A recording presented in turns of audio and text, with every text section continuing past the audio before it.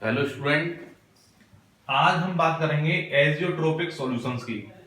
तो हम सबसे पहले बात करते हैं एजियोट्रोपिक सॉल्यूशन होते क्या हैं। जो एजियोट्रोपिक सॉल्यूशन होते हैं उनका दूसरा नाम होता है कांस्टेंट बॉइलिंग सॉल्यूशन। तो हम बात कर लेते हैं। तो सबसे पहले हम डेफिनेशन की बात करते हैं। दो solutions which boil at constant temperature without change in composition is azeotropic solution. तो ऐसे सॉल्यूशंस जो कांस्टेंट टेम्परेचर पे बॉईल होते हैं और उनके कंपोजिशन में कोई भी बदलाव नहीं आता है, कंसंट्रेशन में कोई भी बदलाव नहीं आता है, ऐसे सॉल्यूशंस को एजियोट्रोपिक सॉल्यूशन कहते हैं। और ऐसे सॉल्यूशंस के अंदर जो सॉल्यूट और सॉल्वेंट होते हैं वो दोनों ही लिक्विड स्टेट में होते हैं। दोनों का लिक्विड होना अनिवार्य होता है। अब हम ये बात करेंगे कि जो एजियोट्रोपिक सॉल्यूशंस होते हैं वे आपके कौन कौन से सॉल्यूशन दर्शाते हैं। तो हम बात करते हैं आइडियल सॉल्यूशन की। तो आइडियल सॉल्यूशन जैसे मैं आपको पहले ही पढ़ा चुका हूं कि जो सॉल्यूशन राउल्ट्स लॉ का पालन करते हैं वे आइडियल कहलाते हैं। तो ऐसे ideal solution never be a azeotropic solution, वे कभी भी एजियोट्रोप सॉल्यूशन नहीं बना सकते। तो फिर कैसे सॉल्यूशन आपके एजियोट्रोप सॉल्यूशन बनाएंगे।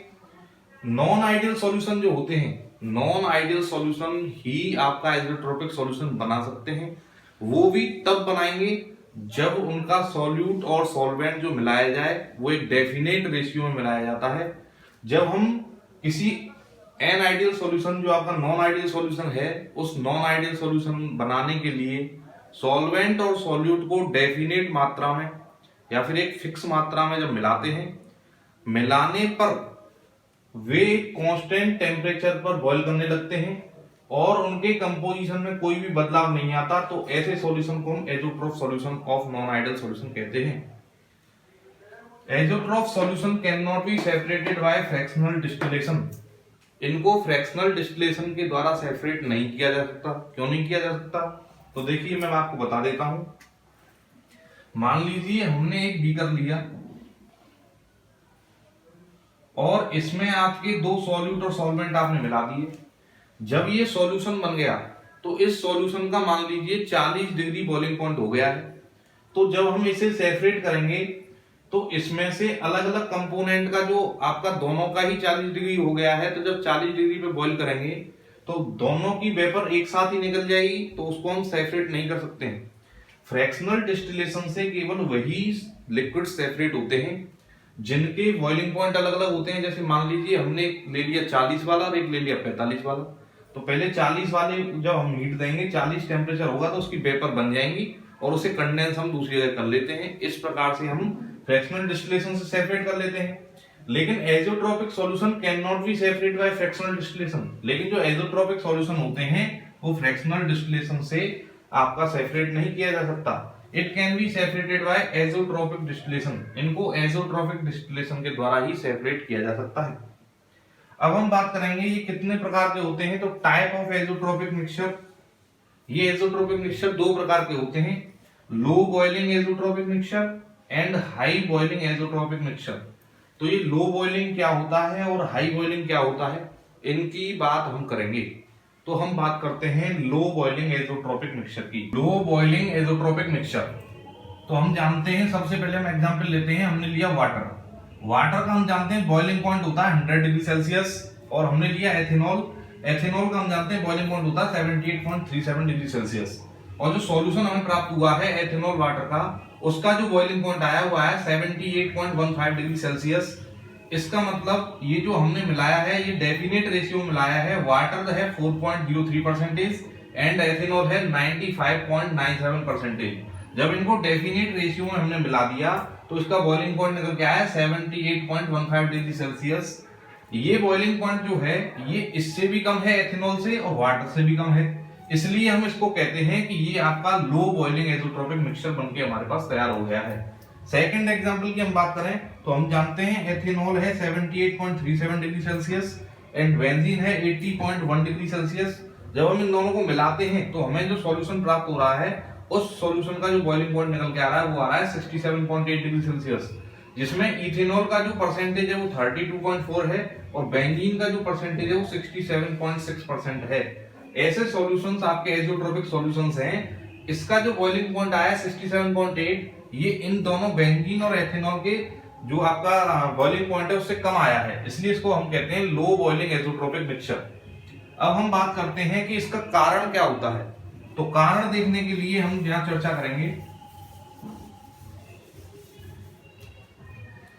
यहां पर जो इसमें जो फोर्स लग रहा है, force of attraction water molecules, इसमें जो वाटर ही वाटर है केवल, तो वाटर के जो मॉलिक्यूल्स हैं उनका जो फोर्स लग रहा है।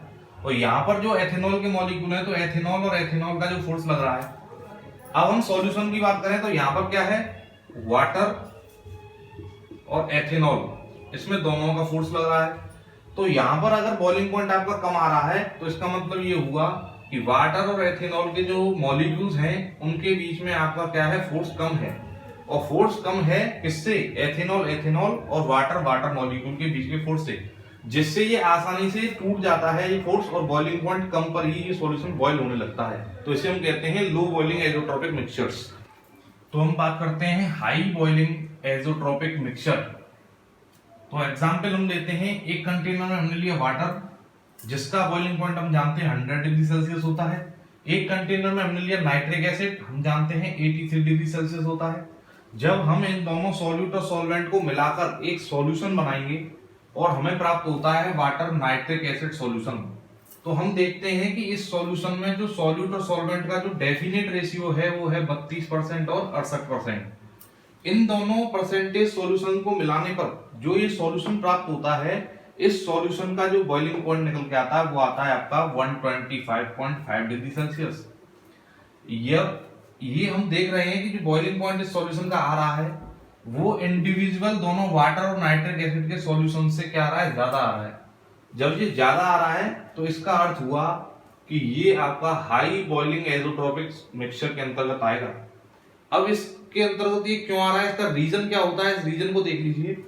रीजन ये होता है कि यहाँ केवल प्योर वाटर है, तो यहाँ इसके बीच में फोर्स जो लग रहा होगा मॉलिक्यूल के बीच में वो लग रहा होगा वाटर मॉलिक्यूलर फोर्स। यहाँ जो लगेगा वो लगेगा नाइट्रिक एसिड मॉलिक्यूल के बीच में फोर्स, और इस सॉल्यूशन में दोनों ही हैं तो यहाँ लगेगा आपका वाटर नाइट्रिक एसिड के बीच में फोर्स। तो हम देख रहे हैं यहाँ जो वाटर और नाइट्रिक एसिड के बीच में जो फोर्स लग रहा है वो लग रहा है स्ट्रॉन्ग। तो जब स्ट्रॉन्ग फोर्स होगा तो उसे तोड़ने के लिए ज्यादा एनर्जी देनी पड़ रही, तो ज्यादा एनर्जी देनी पड़ेगी तो उसका बॉइलिंग पॉइंट हाई हो जाता है, और हाई बॉइलिंग पॉइंट पे ही सॉल्यूशन बॉइल करने लगता है। यहाँ जो फोर्स स्ट्रॉन्ग है वो किससे स्ट्रॉन्ग है, नाइट्रिक एसिड और वाटर के इंडिविजुअल फोर्सों से ज्यादा स्ट्रॉन्ग फोर्स है, इसलिए इसका बॉइलिंग पॉइंट इन दोनों के इंडिविजुअल से ज्यादा है। ऐसे सॉल्यूशंस को, मिक्सचर्स को हम कहते हैं हाई बॉइलिंग एजोट्रोपिक मिक्सचर्स। और मैं आपको एक बात बता दूं, जो आपके एजोट्रोपिक मिक्सचर्स होते हैं वे एजोट्रोपिक मिक्सचर कभी राउल्ट के नियम का पालन करते नहीं है, जैसे मैंने आपको थोड़ी देर पहले ही बताया था। तो वे कौन से होते हैं, वे होते हैं नॉन आइडियल सॉल्यूशन। तो जो आपका लो बॉइलिंग एजोट्रोपिक मिक्सचर होता है वो तो आपका पॉजिटिव डेविएशन वाले होते हैं, जो कंपाउंड राउल्ट लॉ से पॉजिटिव डेविएशन शो करता है, तो उसे तो हम कहते हैं लो बॉइलिंग एजोट्रोपिक मिक्सचर। और जो हाई बॉइलिंग एजोट्रोपिक मिक्सचर होते हैं, जैसे आपको यहाँ दिखाई दे रहा है, ये शो करते हैं negative deviation from Raoult law, ये नेगेटिव डेविएशन शो करते हैं। तो इस प्रकार से आपको मैं आशा करता हूं कि एजोट्रोपिक मिक्सचर्स क्या होते हैं और इनके एग्जांपल्स क्या होते हैं और इनके जो रीजन हैं ये क्या होते हैं, इनका कारण क्या होता है कि ये आपका जो लो है या हाई बॉइलिंग है, ये आपको समझ में आ गया होगा। प्लीज मेरी वीडियो को लाइक, सब्सक्राइब और शेयर करें। थैंक्स।